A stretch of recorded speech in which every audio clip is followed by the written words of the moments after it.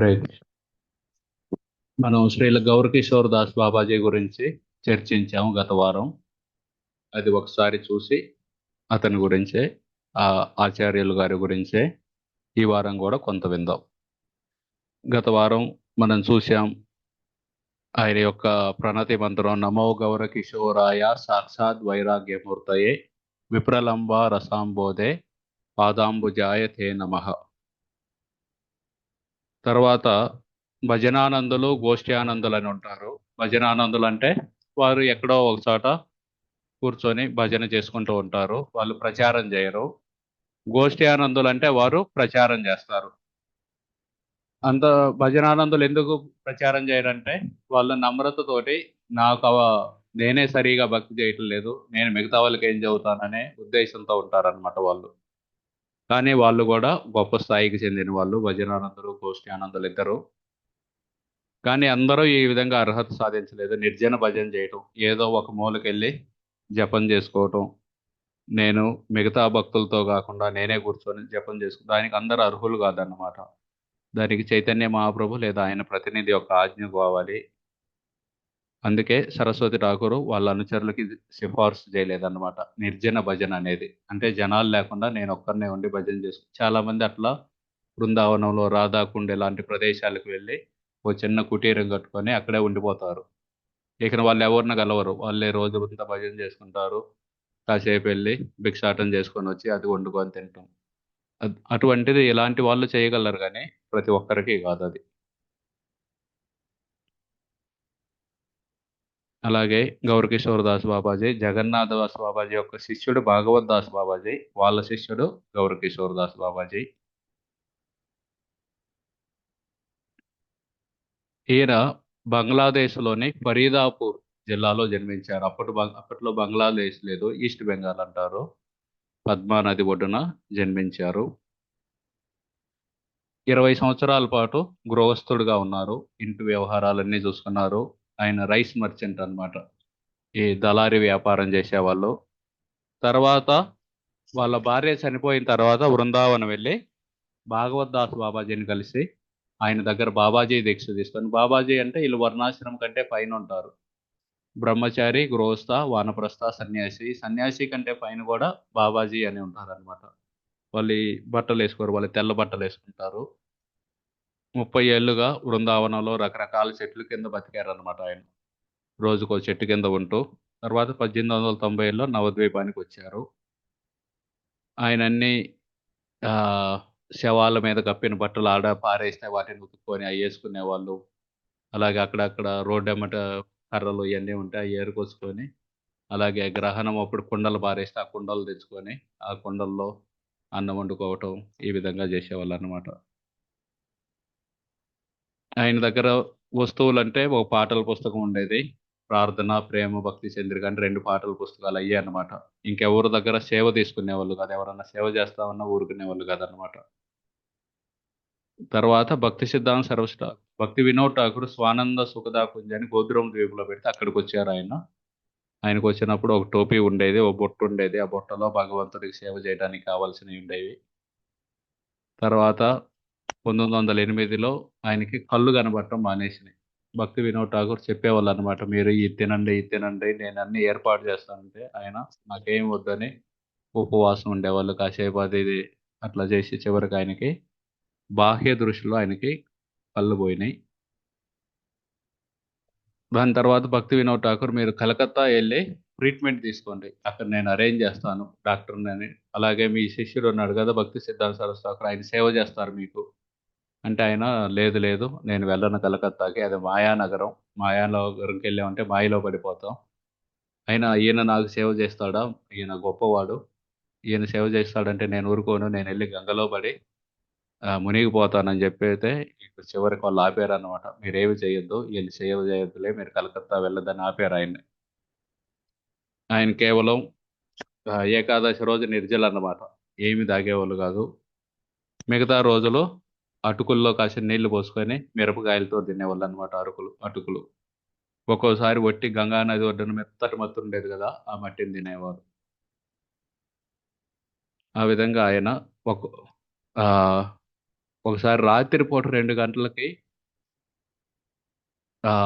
కులియా నుండి మాయాపూర్ వెళ్ళారు. మధ్యలో గంగా నది వచ్చింది. ఆయన కళ్ళు కనబడవు. ఇకన పొద్దున్నే భక్తి సిద్ధాంత సరస్వతి ఠాకూర్ వాళ్ళ శిష్యులు చూసి అడిగారనమాట. "మీరెలా వచ్చారు ఇక్కడికంటే?" ఎవరో తీసుకొచ్చారులే నన్నంటారనమాట. రాత్రి 2 గంటలకి. "నది ఎలా దాటారంటే?" "ఎవరో దాటిచ్చారులే" అంటాడు. అవన్నీ చూసి ఇక్కడ వాళ్ళ శిష్యుడు చెబుతారనమాట. అది కృష్ణుడే ఆయన్ని తీసుకొచ్చుంటారు. లేకపోతే కళ్ళు కనపడకుండా రాత్రి పూట మధ్యలో గంగా నదిని దాటి మరి ఇక్కడి దాకా ఎలా వచ్చారు ఈయనని.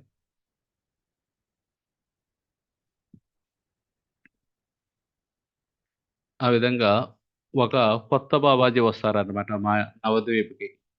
కొత్త బాబాజీ వచ్చి ఆయన పులియా అనే గ్రామంలో ఈ గౌరకిషోరదాస్ బాబాజీ అని ఉండేవాళ్ళు. ఆ కొత్త బాబాజీ వచ్చి ఓ 35 ఎకరం పొలం ఆడ స్థలం కొనాలనుకుంటారు. కొనుక్కొని అందులో నేను ఒక ఆశ్రమం కట్టుకొని అక్కడే ఉంటాను అని నిశ్చయించుకుంటారనమాట. ఆ నిశ్చయించుకున్నప్పుడు అది ఈయనకు తెలిసిద్ది గౌరకిషోరదాస్ బాబాజీకి. ఆయన ఆ స్థలం అంతా రాణిది. అక్కడ ఉండే రాణిది. రాణి దగ్గరికెళ్ళి ఈ స్థలాన్ని నాకు అమ్ముతారా అంటారనమాట. అప్పుడు ఆమె చెబుతారు. ఈయనకి చెబితే ఈయన చెబుతారనమాట. ఈ భగవద్ధామం అనేది ఈ ప్రపంచానికి చెందింది గాదు. ముఖ్యంగా వృందావనం, మాయాపూరు, ద్వారక, జగన్నాథపురి ఇలాంటివన్నీ ఈ ప్రపంచంలో ఉన్నా సరే, అవి ఈ ప్రపంచానికి చెందినవి గాదన్నమాట. ఈ ప్రపంచం గూడా భగవంతుడిదే. ఈశావాస్యం ఇదం సర్వం యత్కించ జగత్యాం జగత్. మనం ఏది చూసినా అదంతా భగవంతుడికి చెందిందే. మనం కేవలం దానికి కేర్ టేకరు. కేర్ టేకర్ అంటే కొన్నాళ్ళు మన ఆధీనంలో ఉంది. మనం దాన్ని చూసుకుంటున్నాం. కానీ ఎవరికి సంబంధించింది? భగవంతుడికి సంబంధించింది. ఈ ఇంటికి ఇంతకుముందు ఈ బజారంతా ఇంతకుముందు బ్రాహ్మణుల బజార్ అనేవాళ్ళు. ఇప్పుడంతా ఎవరో వేరే వాళ్ళుంటున్నారు. ఇంకా కొన్ని సంవత్సరాల తర్వాత ఎవరుంటారో మనకు తెలీదు. ఇక్కడున్నోళ్ళందరూ అమెరికా వెళ్ళిపోయారు. ఇక్కడ ఎవరుంటారో ఎవరికి తెలుసు. సో, అదే విధంగా మనం ఎవరం చెప్పలేమనమాట. ఇది మనది అని, ఏది మనది అని చెప్పటానికి లేదు. అంతా భగవంతుడిది. మన నియంత్రణలో కొంత సమయం ఉంటుంది. అంత మాత్రమే. సో, అదే ఆయన చెప్పారనమాట. ఈయన ఈ రాణి దగ్గరికెళ్ళి ఈ ధామంలో 35 ఎకరం కొంటానంటున్నాడు. ఇదేమన్నా రాణిదా? రాణిది ఇది అసలు భగవంతుడిది ఈ ధామం అనేది. అలాగే ధామములో ఒక చిన్న ఆహ్, విశ్వంలోని సమస్త సంపత్తు ధామంలో ఒక్క ధూళిని గూడా కొనలేవని చెబుతారనమాట. ఎందుకంటే ధామం అనేది ఈ సత్వ, రజ, తమో గుణాలకి పైనుంటుంది. అటువంటి ధామంలో ఒక చిన్న అంగుళం కూడా కొనాలంటే, ఈ ప్రపంచం, ఈ విశ్వంలో ఉన్న మొత్తం వజ్రాలు, ఆభరణాలు అన్నిటిని అమ్మినా సరే, ఒక చిన్న ధూళిని కూడా కొనలేము. ఈ కొత్త బాబాజీ వచ్చారు గదా! ఈయనకి అంత డబ్బుందా? విశ్వంలో ఉన్న డబ్బంతా ఈయన దగ్గరుందా? అది 35 ఎకరం కొనడానికని ఆయన్ని బాగా విమర్శించారన్నమాట. ఆ కొత్త బాబాజీని. ఇట్లా మనం భౌతికంగా ధామంలోకి ఒక టికెట్ కొనుక్కొని యాత్రకెళ్ళామనుకోండి, దానికి సరైన హృదయం గావాలి. ఒక టికెట్ కొనుక్కొని ధామంలోకి వెళ్ళలేం మనం. వెళ్ళొచ్చు ఫిజికల్‌గా. కానీ అక్కడికెళ్ళి ఆహ్, అక్కడ ఉన్న భగవంతుడి యొక్క ఆహ్, సాక్షాత్కారాన్ని పొందలేమనమాట. ధామానికి వెళ్ళినా సరే. సో, సరైన హృదయం అనేది కావాలి భగవంతుడి ధామానికి వెళ్ళాలంటే. అదే ఇక్కడ చెబుతున్నారనమాట. మన ఇష్టం వచ్చినట్టు డబ్బుతోటి, లేకపోతే టికెట్ తోటి ధామానికి వెళ్ళలేము. అక్కడ ఉండలేము. తర్వాత ఒక బంగ్లాదేశ్ నుండి ఒక పండితుడొస్తాడనమాట. బాగా ధనికుడు, సంపన్నుడాయన. బ్రాహ్మణుడు, అలాగే పండితుడు. శాస్త్రాలన్నీ తెలుసాయనకి. ఆయనెలా వస్తాడు? నడుస్తూ వస్తూ ఉంటాడు. కానీ నడవలేడు. ఎందుకంటే ఆయనకి భావోద్వేగాలున్నాయి అని చూపిస్తూ ఉంటాడనమాట.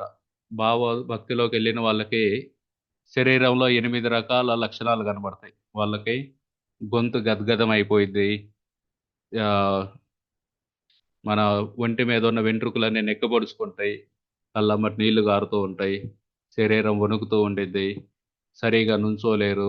అయన్నీ చూపిస్తూ ఆయన నడుచుకుంటూ, నడుచుకుంటూ వస్తుంటాడనమాట. ఒక ఫ్రెండ్ ఉంటాడు. ఆ ఫ్రెండ్ భుజం మీద చెయ్యేసుకొని చిన్న చిన్నగా వణుకుతూ వస్తూ ఉంటాడనమాట. ఆయన రాగానే గౌరకిషోరదాస్ బాబాజీ ఏ ఆశ్రమంలో ఉన్నారో ఆ ఆశ్రమంలోకెళ్తారాయన.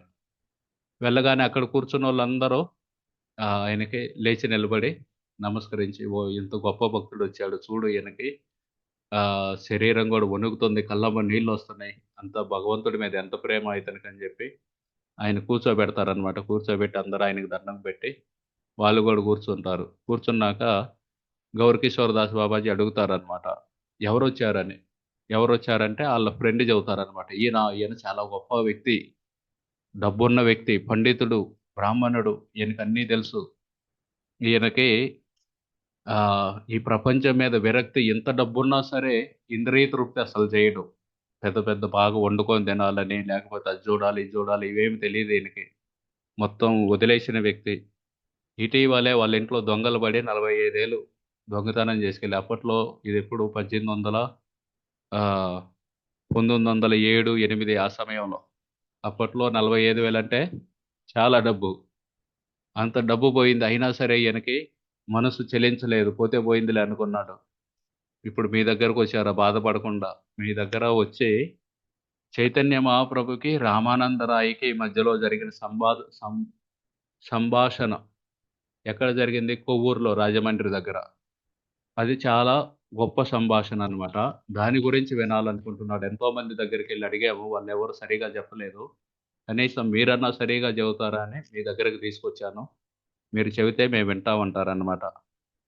అనంగులోనే గౌరకిషోరదాస్ బాబాజీ చెబుతారనమాట. ఈడ కూర్చొనున్నాడే మొత్తం శరీరం వణుకుతూ, కళ్ళమ్మ నీళ్లు గారుస్తూ భగవంతుడి మీద ప్రేముందని ఆయనో పెద్ద మోసగాడు. ముందు ఆయన్ని బయటకు పంపి, నీకు నేర్చుకోవాలనుకుంటే చైతన్య మహాప్రభు గురించి, రామానందరాయ గురించి నువ్వు భక్తుల యొక్క సాంగత్యంలోకొచ్చి పదే పదే విను చైతన్య చరితామృతాన్ని. అప్పుడే నువ్వు నేర్చుకోగలవు అని చెబుతారనమాట. అనంగలోనే ఇకన వాళ్ళిద్దరూ లేచెళ్ళిపోతారు. లేచెళ్ళిపోయినాక తర్వాత అక్కడున్న భక్తులందరూ అడుగుతారనమాట. ఎందుకు మీరిలా చెప్పారు? ఆహ్, ఆయన్ని అలా అందరూ మెచ్చుకుంటారాయన్ని. గొప్ప భక్తులని. మీరేంది ఆయన్ని మోసగాడని తిట్టారంటారనమాట. అనంగలోనే నాకు తెలుసు అతన్ని. ఆయన ఇదన్నీ చేస్తుంది అందరిలో పేరు ప్రఖ్యాతలు తెచ్చుకోవడానికి. సాధారణ ప్రజల ఆమోదం ద్వారా గొప్ప భక్తుడు కాలేడు. జన్ అందరూ ఉండి ఈయన గొప్పోడు, గొప్పోడు అన్నంత మాత్రాన ఒకడు గొప్ప భక్తుడు కాడు. భక్తి అనేది హృదయంలో ఉండాలి అని చెప్పి ఆయన చెబుతారనమాట. నిజంగా భక్తి ఉన్నవాళ్ళు ఇట్లా బయటకి చూపించకూడదు. ఎలాగైతే ప్రభుపాదుల వారు ఆయన ఎంతో గొప్ప భక్తి కలిగింది. కానీ ఏ రోజు ఆయన అందరి ముందు ఏడవడం, లేకపోతే ఇట్లా నడవలేకుండా పడిపోవటం, లేకపోతే నా ఎంట్రికలు చూడు నిక్కబొడుచుకున్నాయి, గద్గదం అవ్వటం ఏ రోజు చూయించలేదనమాట ప్రభుపాదుల వారు. ఒక్కసారి చూయించారు. ఒకసారి చూయించారంటే ఆయనకి నియంత్రణ లేకుండా బయటకొచ్చినియి ఆ లక్షణాలన్నీ. వెంటనే ఆయన అదుపు చేసుకొని సారీ అని జెప్పి ఎళ్ళిపోతారనమాట. సో, ఆ విధంగా ఇది అలాగే దారుక అని కృష్ణుడి యొక్క రథసారథి. ఆ దారుక గూడా ఇది చామర విసిరేవాళ్ళనమాట కృష్ణుడికి. ఆయన చామర విసురుతూ ఉన్న సమయంలో ఆయనలో గూడా ఈ లక్షణాలన్నీ కనిపిస్తాయి. వెంటనే ఆయనకి కళ్ళమ్మ నీళ్లొస్తూ ఉంటాయన్నమాట. ఆ భావంతోటి. వెంటనే ఆ దారుక ఆ కళ్ళమ్మ నీళ్లొస్తాయి గదా! వాటిని నిగ్రహించుకొని కూర్చుంటాడు. ఎందుకంటే ఆ కళ్ళమ్మ నీళ్లొస్తే నేను సరిగ్గా చూడలేను భగవంతుడిని. ఈ చామర విసిరే సమయంలో ముందెళ్ళి ఆయన మీదకి పడిద్దేమో చామర. సో, అది నా సేవకి అడ్డు వస్తుంది అని. అదే విధంగా ఆహ్, ఈ గొప్ప భక్తులు గూడా వాళ్ళలో ఇలాంటి లక్షణాలున్నా సరే వాళ్ళు బయటకు చూయించరన్నమాట. అందుకే మనం జాగ్రత్తగా ఉండాలి. బయటకి ఇట్లా చూయించే వాళ్ళని చూసి మోసపోకూడదన్నమాట. ఓ చూడు ఈయనకి కళ్ళమ్మ నీళ్ళు మనంతట మనం చేయకూడదు ఇలాంటివన్నీ. మనకి నిజంగా బాగా జపం చేస్తే ఇయన్నీ వస్తాయి ఆటోమేటిక్‌గా కొన్ని సంవత్సరాలకి. కాకపోతే వాటిని ఆ! 4 గోడల మధ్యే. జనాల్లో కాదన్నమాట. 4 గోడల మధ్యలో గూడా ఆహ్, అవన్నీ లోపల లోపలుండాలి. బయట గాదన్నమాట. అలాగే ఒక లాయరొస్తారు ఒకసారి. భట్టాచార్య అని. ఆయన కూడా కులియా గ్రామానికి వచ్చి అక్కడ నివసిస్తూ ఉంటాడు. ఆడున్నప్పుడు గౌరకిషోర్ దాస్ బాబాజీ ఒక ఆశ్రమంలో ఉంటారు. ఈ లాయర్ కూడా అక్కడే ఒక ఇది ఉంటూ అటు తినాలి కదా, తినటానికి అక్కడ ఒక గోస్వామి ఉంటే ఆ గోస్వామి ఇంట్లో ప్రసాదం కోసం ఏర్పాటు చేసుకుంటారనమాట. నెలకింత ఇస్తానని చెప్పి, నేను మీకు నెలకింత ఇస్తాను, మీరు నాకు రోజు అన్నం పంపండి అని. సరే అని చెప్పి ఆయన అలా తింటూ ఉంటారు. తింటూ ఉంటే ఒకసారి గౌరకిషోర్ దాస్ బాబాజీ దగ్గరికి వెళ్తారనమాట ఈ భట్టాచారి అనే లాయర్. వెళ్తే గౌరకిషోర్ దాస్ బాబాజీ అడుగుతారు, ఓకే మీరు ఇక్కడ ఉంటున్నారు, మరి మీ ప్రసాదం ఎలా చేస్తున్నారంటే, ప్రసాదమా నేను ఈ గోస్వామి ఉన్నారు కదా, పలానా గోస్వామి వాళ్ళ ఇంట్లో తింటున్నాను అంటారనమాట. వాళ్ళు పెడుతున్నారు నాకు అన్నం అంటారు. వెంటనే ఈ గౌరకిషోర్ దాస్ బాబా చెబుతారనమాట, వాళ్ళ ఇంట్లో తినొద్దు నువ్వు, వాళ్ళ ఆహారాన్ని తినొద్దు, వాళ్ళు మాంసం తింటారు. అలాగే చైతన్య మహాప్రభుని కూడా పూజిస్తారు. అది తప్పు. ఒక పక్క పాపం చేస్తున్నారు, ఇంకో పక్క భగవంతుణ్ణి పూజిస్తున్నారు. ఆ 2 చేస్తున్నారు. కాబట్టి వాళ్ళ ఇంట్లో తినగాకు. వాళ్ళ ఇంట్లో తింటే నీ మనసు గూడా కలుషితమైపోతుంది. మనం తినేదాన్ని బట్టి మన మనసు గూడా మారిపోయిద్దనమాట. 'జైసేయాన్ ఐసేమన్' అని ఉంటుందన్నమాట. అంటే మనం ఏ ఆహారంలో కేవలం ఆహ్, ఆహారం తిన్నాం గదా, దానివల్ల మన ఈ శరీరం గూడా ఏర్పడిద్ది. బాగా తిన్నామనుకో బాగా లావవుతాం. తక్కువ తింటే సన్నబడతాం. ఈ శరీరం అనేది మనం తినే ఆహారం మీద ఆధారపడిద్ది. మన మనసు గూడా మనం తినే ఆహారం మీద ఆధారపడిద్ది. ఆహారంలో ఒక భాగం మనస్సుకెళ్ళిద్ది.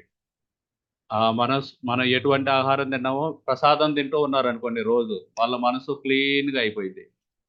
అదే మాంసాహారం ఇలాంటివి తింటున్నారనుకోండి, వాళ్ళ మనసు కొంచెం ఆహ్, అట్లా మనం తినే ఆహారం మీద మన మనసు అనేది ఆధారపడిద్ది. మీరు ఎవరింటి నుండైతే తెప్పించుకొని తింటున్నారో, వాళ్ళు మాంసం తిని రోజు ఇట్లా చేస్తారు కాబట్టి వాళ్ళ ఇంట్లో తినగాకని చెబుతారు. కొన్నాళ్ళకి భట్టాచార్యులు కొన్ని స్వీట్లు తీసుకొచ్చి తినండి, స్వీట్లు తినండంటారు. అది నైవేద్యం పెట్టినయే తిననంటారనమాట. అయితే ఈ ఎవరు నైవేద్యం పెట్టారో నాకు తెలుసు. ఆ నైవేద్యం పెట్టినోళ్ళు రోజు చేపలు తింటారు. అటువంటి వాళ్ళు పెట్టే భోగాన్ని భగవంతుడు స్వీకరించడు కాబట్టి నేను తీసుకోనంటారనమాట. సో, ఈ విధంగా పాపాత్ముని యొక్క ధాన్యాలు తినగాకు, వాటి మీ మనసుని కలుషితం చేస్తాయి అని చెబుతారనమాట. ఈ ఆన్‌లైన్‌లో ఉన్నవాళ్ళు గాని, ఆఫ్‌లైన్‌లో ఉన్నవాళ్ళు గాని ఎవరైనా మాంసాహారం తింటున్నా, మీ ఇంట్లో వాళ్ళు ఎవరన్నా తింటున్నా దయచేసి మీ మనసులో బాధపడకండి. చిన్న చిన్నగా వదిలేద్దురు గాని, చిన్న చిన్నగా ఈ హరినామం చేస్తూ, చేస్తూ ఉంటే నేను ఒకప్పుడు తినేవాడిని. చిన్న చిన్నగా మనం ఈ హరినామం చేస్తే అటువంటి అలవాట్లన్నీ తొలగిపోతాయి.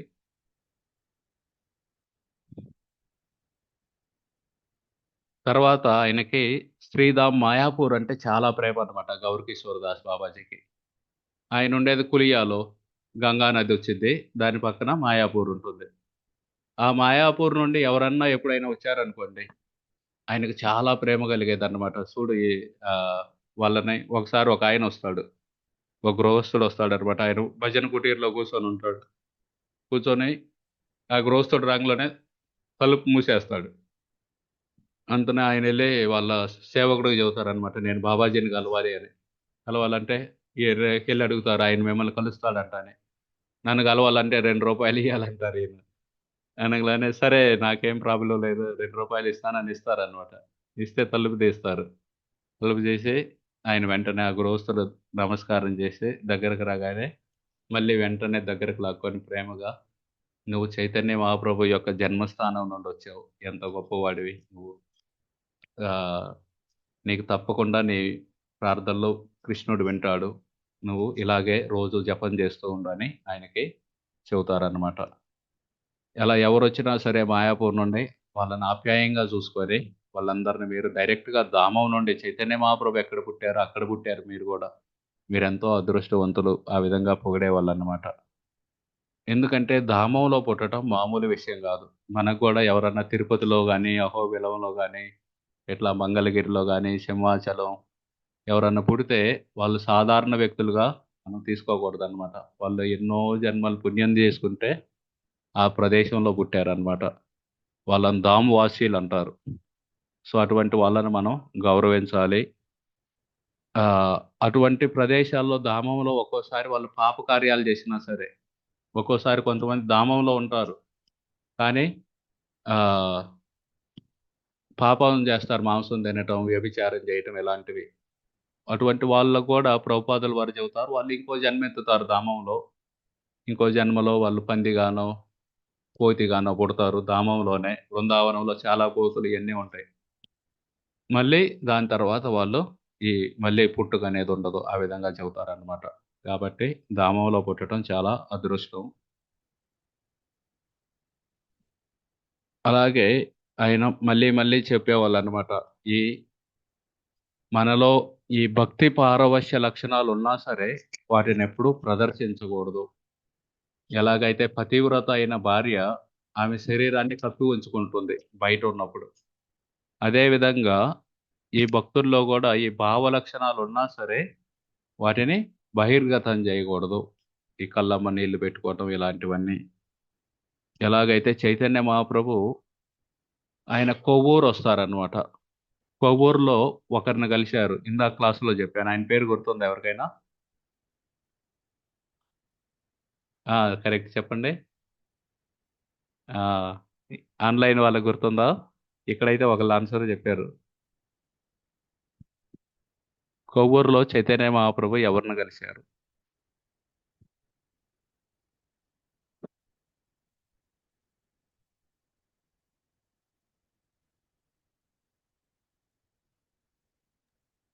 కొవ్వూరులో గుర్తులేదు ఆ! ఆ! గుర్తులేదు ప్రభుజీ. ఆ! పర్లేదు, పర్లేదు. కొవ్వూరులో ఒక గవర్నర్ ఉండేవాళ్ళనమాట. 15వ శతాబ్దంలో ఇది. 1510 1510వ సంవత్సరంలో గవర్నర్ ఉండేవాళ్ళు. ఆయన పేరు రామానందరాయ్. ఆ రామానందరాయ్ జన్మతా శూద్రుడనమాట. కాకపోతే ఆయన గవర్నర్ పొజిషన్‌లో ఉన్నాడు.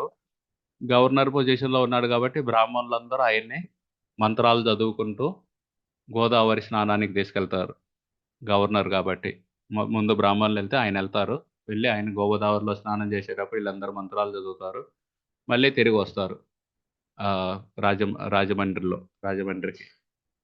అయితే ఆ సమయంలో చైతన్య మహాప్రభు ఆ గోదావరి ఒడ్డు నుండి ఈ రామానందరాయని చూడగానే ఆయనకర్థమైంది. ఓహ్! ఈయన గొప్ప భక్తుడని. ఆయనకి అర్థమైంది చైతన్య మహాప్రభుని చూడగానే. ఇద్దరు ఒకళ్ళనొకళ్ళు వాళ్ళు యాక్చువల్‌గా రామానందరాయ అర్జునుడు. అంతకుముందు కృష్ణుడి లీలలో చైతన్య మహాప్రభు కృష్ణుడు. వీళ్ళిద్దరూ కృష్ణుడు, రామానందరాయగా వచ్చారు. ఒకళ్ళని చూసి ఒకళ్ళిద్దరూ పారవశ్యంలోకెళ్తారనమాట. పారవశ్యంలోకెళ్ళి ఆహ్, ఇవన్నీ వస్తాయి. ఇందాక చెప్పిన లక్షణాలన్నీ. ఆ భావ లక్షణాలన్నీ కనిపిస్తాయి. కానీ చైతన్య మహాప్రభు నిగ్రహించుకుంటారనమాట. ఎందుకంటే అక్కడున్న బ్రాహ్మణులందరూ చూస్తున్నారనమాట. ఆ బ్రాహ్మణులందరూ విజాతి అంటారాయన. చైతన్య మహాప్రభు బ్రాహ్మణుడు, వీళ్ళు బ్రాహ్మణులు. కానీ వాళ్ళు విజాతీయులు. నా జాతికి చెందిన వాళ్ళు గాదు. కానీ ఈ శూద్రుడు నా జాతికి చెందినవాడు అని అనుకుంటారనమాట. ఎందుకంటే ఈయనలో గూడా ఈయనలో భక్తుంది.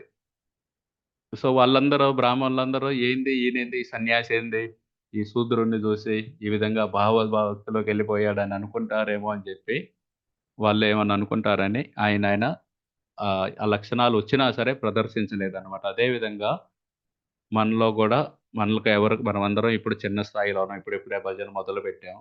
భజన అత్యంతిక స్థాయికెళ్ళినప్పుడు ఇయన్నీ వస్తాయి. అప్పుడు గూడా వీటిని ప్రదర్శించగూడదు. అలాగే సాధువు యొక్క మాటలు ఒక్కోసారి పదునుగా ఉంటాయన్నమాట. పరుషంగా ఉంటాయి. కఠినంగా ఉంటాయి. ఆహ్, ఏంది మనమేదో సత్సంగానికెళ్తే ఈయనేంది ఇట్ట మాట్లాడుతున్నాడు. మన మనసు చివుక్కుమంటుంది. ఇందాకే జెప్పాడు. మాంసం తినేవాళ్ళ ఇంట్లో తినగూడదని. ఇదేం మాటలు అని అనిపించొచ్చు మనకి. కానీ ఒక్కోసారి సాధువు యొక్క పదునైన మాటలు ఇలాంటి గౌరకిషోర్ దాస్ బాబాజీ లాంటి సాధువులు చెప్పే మాటలు ఒక్కోసారి కఠినంగా ఉంటాయన్నమాట. అవి విని ఒకసారి ఆ క్లాస్‌కొచ్చే భక్తులు ఒకసారి ఈయనేంది ఇట్ట మాట్లాడుతున్నాడు, మరీ కఠినంగా మాట్లాడుతున్నాడని వెళ్ళిపోయాడన్నమాట. ఈయన దగ్గరికెళ్ళకూడదు.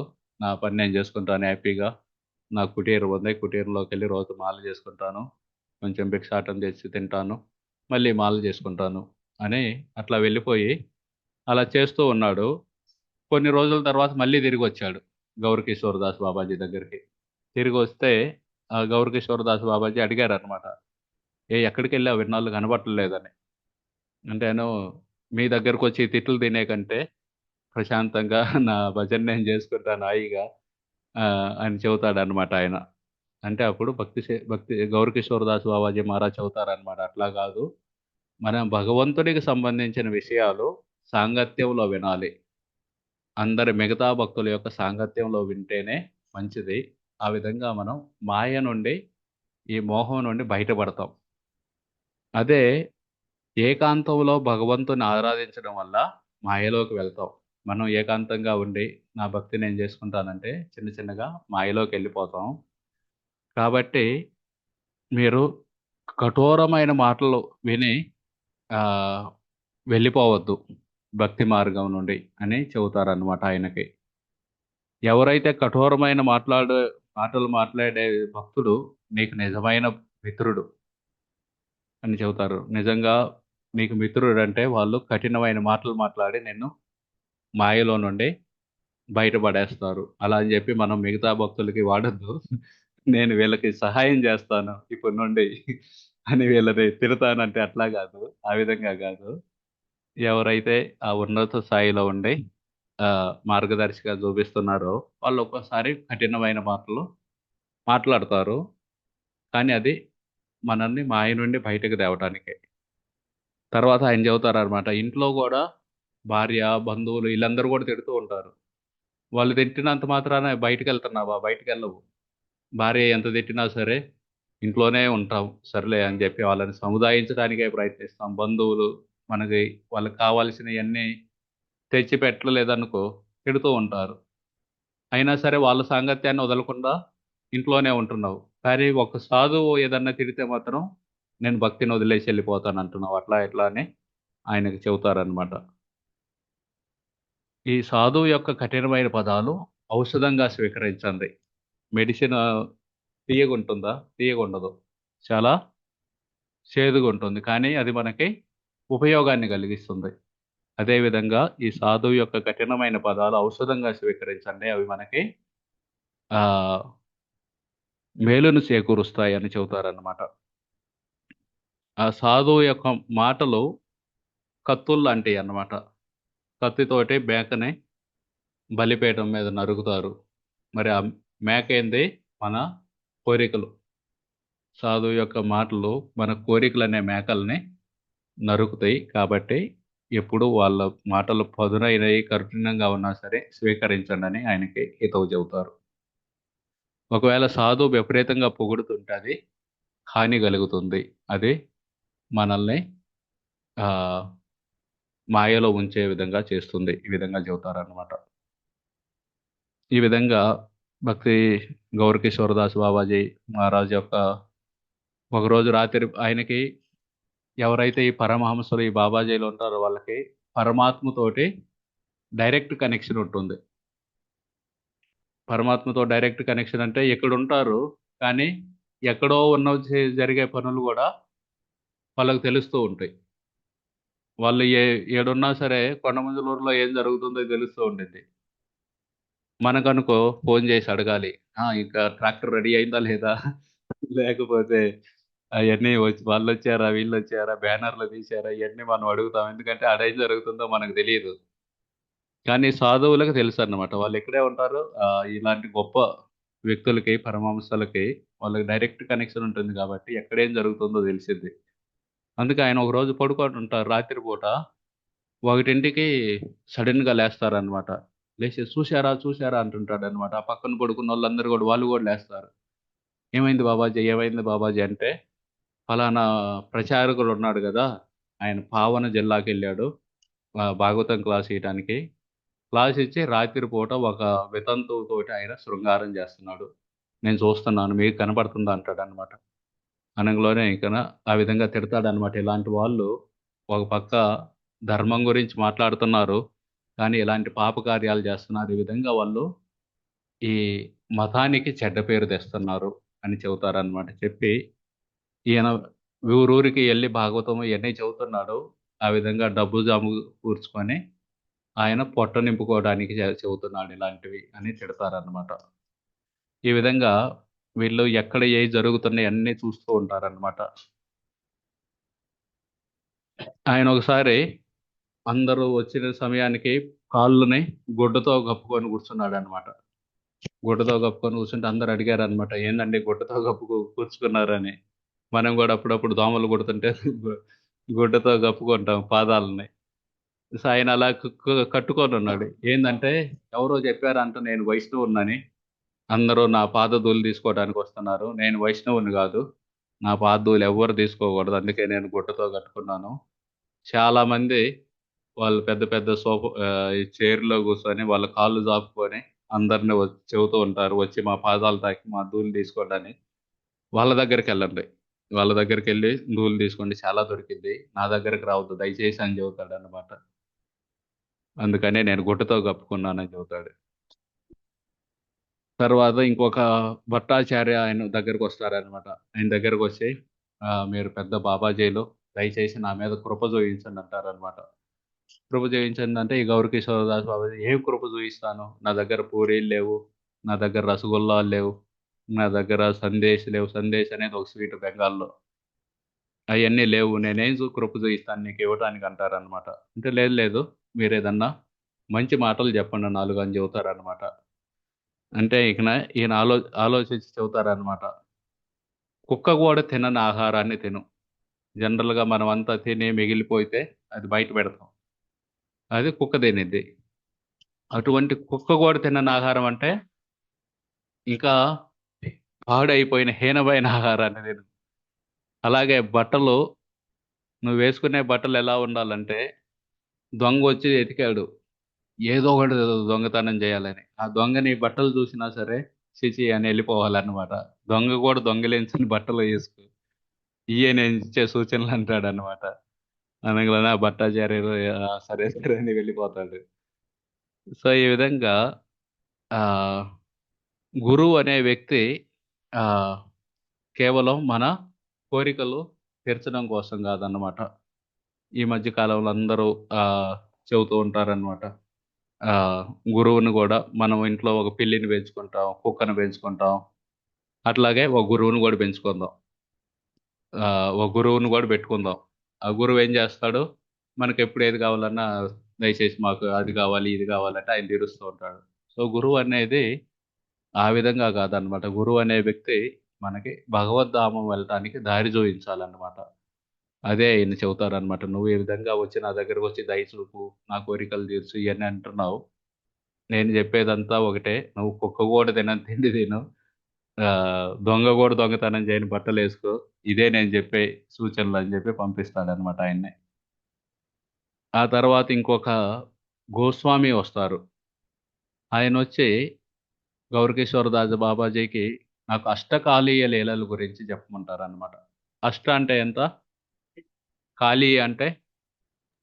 కాళీయ అంటే పాము. ఆ అష్ట కాళీయ అంటే గాదు. 8. అష్టా 8. కాళీ అంటే కాలం. 8 కాలాలుంటాయి రోజులో.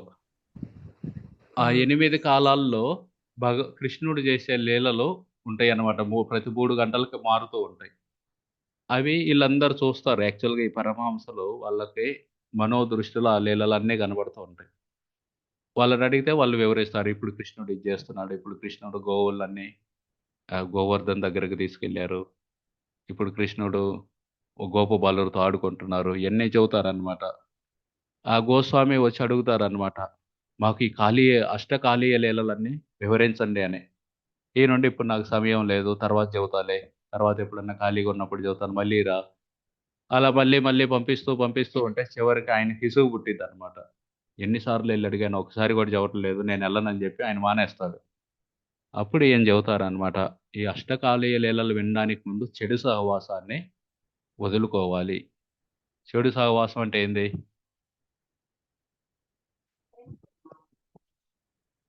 ఆ! దుష్టుల స్నేహం. చెడు సహవాసం అంటే ఏంది? చెడ్డ గుణాలు గల స్నేహితులు.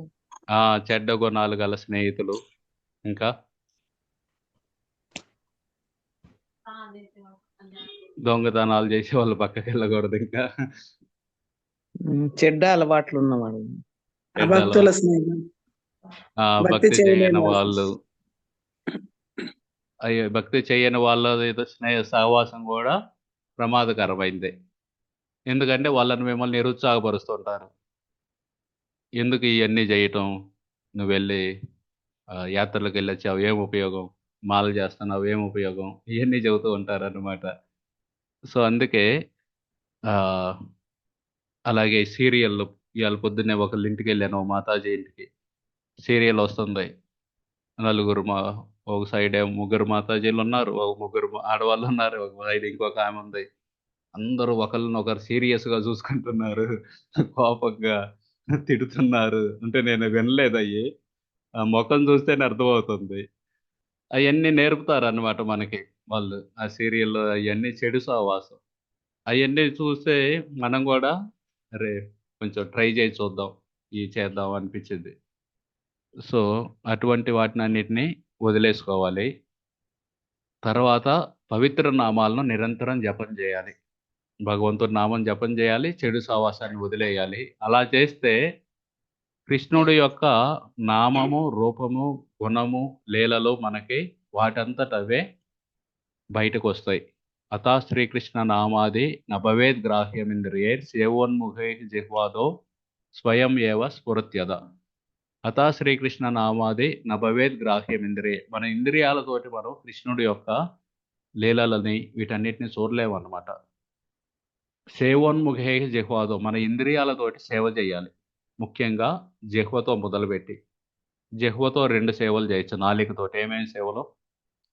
మంత్రం జపం చేయటం. ఇంకో ప్రసాదం సేవేంది? తింటాం. ప్రసాదం తింటాం. ప్రసాదం తినటం కూడా సేవే. ఎందుకంటే వేరే ఆటిని తినకుండా ప్రసాదం తింటున్నాం గదా! అది కూడా ఒక సేవ. ఆ విధంగా ఆ 2 చేసి అలాగే కళ్ళతో సేవ చేయొచ్చు. ఏం సేవ చేస్తాం కళ్ళతోటి? భగవంతుడిని చూడటం, భగవంతుని పాద దర్శనం పద్మాలు చేయటం. దర్శనం దివ్యమంగళ చేసుకోవాలి. విగ్రహాన్ని చూడటం. దర్శనం రోజు ఎళ్లి చేస్తాం. చెన్నకేశవ స్వామి దర్శనం చేసుకోండి. రామాలయంకెళ్ళి దర్శనం చేసుకోండి. అది కళ్ళకి సేవ అన్నమాట. అలాగే ముక్కుతో సేవ చేయొచ్చు. ఏం చేస్తావు ముక్కుతోటి?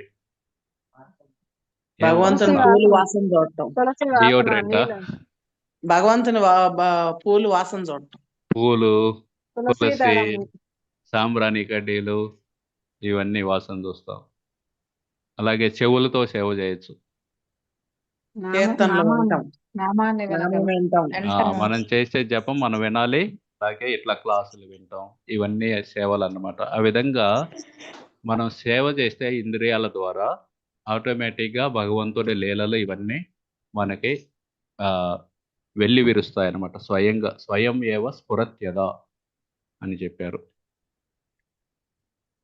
అదే విధంగా ఒకసారి రాణి ధర్మశాల అని ఉంటుంది కులియా గ్రామంలో.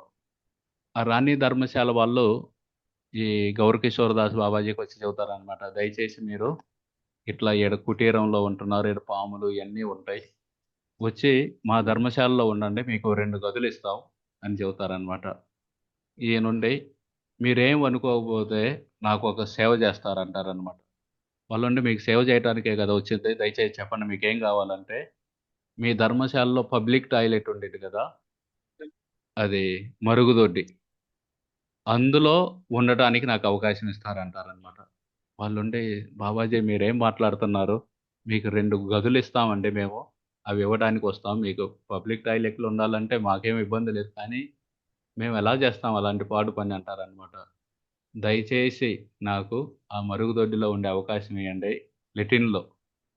ఎందుకంటే నేనెక్కడుంటే ఈళ్ళందరూ నేను ఒక గొప్ప భక్తుడినని జెప్పి నా దగ్గరకొచ్చి నాకు ఆ కోరిక తీర్చు, ఈ కోరిక తీర్చు అని నన్ను డిస్టర్బ్ చేస్తుంటారు. నేను మాల చేసుకోలేకపోతున్నాను. అదే ఆ మరుగుదొడ్డిలో ఉన్నాననుకోండి. అప్పట్లో మరుగుదొడ్లంటే ఇట్లా ఫ్లష్ కొడితే పొయ్యేయి గాదు. అవి బంగీలో ఎవరో వచ్చి వాటిని తోడి పొయ్యాలన్నమాట. అలాంటి మరుగుదొడ్లు. అటువంటి దగ్గర నాకు ఉండటానికి మీరు దయచేసి అవకాశం ఇయ్యండి అంటారనమాట. వాళ్ళు సరే అని ఒప్పుకుంటారనమాట. ఒప్పుకొని లోపలంతా డిజైన్ మారుద్దామనుకుంటారు. బాగా క్లీన్‌గా చేద్దామని. కానీ బాబాజీ మళ్ళీ ఒప్పుకోరని జెప్పి దాన్ని అలాగే వదిలేసి బయట అదంతా కొద్దిగా శుభ్రం చేస్తారనమాట. ఆ విధంగా ఆయన మరుగుదొడ్లో ఉండి జపం చేసుకునేవాళ్ళనమాట. ఎందుకంటే వీళ్ళందరూ వచ్చి భౌతికమైన కోరికలు కోరుకుంటూ వాటిని తీర్చమని అడుగుతుంటారని.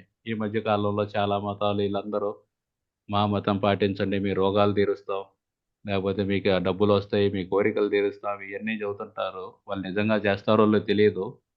ఈయనకి ఆ శక్తి ఉంది. ఎందుకంటే భగవంతుడితో డైరెక్ట్ కనెక్షన్ ఉంది. కానీ అది వాళ్ళకు ఉపయోగం కాదు. ఏయన్నా కోరికలు తీర్చినా ఈ జన్మకే కదా, వచ్చే జన్మకి ఉపయోగపడతది. వాళ్ళకి అసలు జన్మే లేకుండా వాళ్ళు భగవద్ధామానికి వెళ్తే వాళ్ళకి నిజమైన ఉపయోగం కలిగిద్ది. అటువంటిది వాళ్ళు తెలుసుకోకుండా నా దగ్గరకు వచ్చి నన్ను డిస్టర్బ్ చేస్తున్నారు. వాళ్ళకే ఉపయోగం లేని కోరికలు అడుగుతున్నారు అని చెప్పి ఆయన సంవత్సరాల తరబడి ఆ లెటిన్‌లో కూర్చొని జపం చేసుకున్నారన్నమాట. ఇది గౌర కిషోర్ దాస్ బాబాజీ యొక్క వేరు వేరు లీలలన్నమాట ఆయన చేసినవి. ఇంకా కొన్ని ఉన్నవి. వాటిని మనం ముందు ముందు క్లాసుల్లో చూద్దాం. ఎంతయింది టైం? ఓకే. ఇప్పుడు ఒక మాల జపం చేద్దాం మనం అందరం. మాలలు తెచ్చారా మీరందరూ?